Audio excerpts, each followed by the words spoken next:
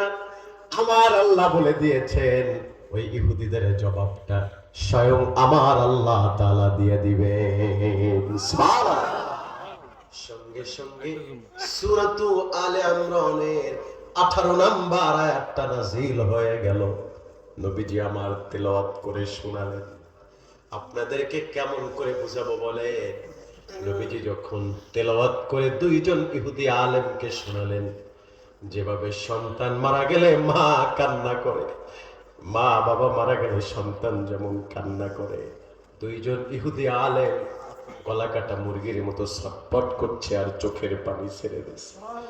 ডেকে ডেকে বললেন, ইয়া রাসূলুল্লাহ, হাবিব আমার, যখন আপনার নূরময় দরজা মোবারকে এসে যখন আপনার দরজায় নক করেছি, জীবনে অনেক সুন্দর মানুষের গল্প শুনেছি, এ চোখ অনেক সুন্দর মানুষ দেখেছে।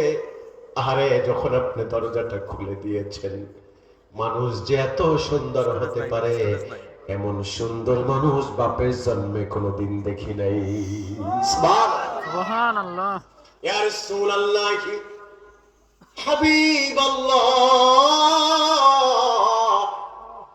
নবীজি যখন আমার তেলাওয়াত করে শোনালো, তাদের কলিজা যেমন মোমের উপরে আগুন ধরালে মোম যেমন গইলা গইলা পড়ে, তাদের কলিজা তেমন করে গইলা গইলা ঝরতেছে।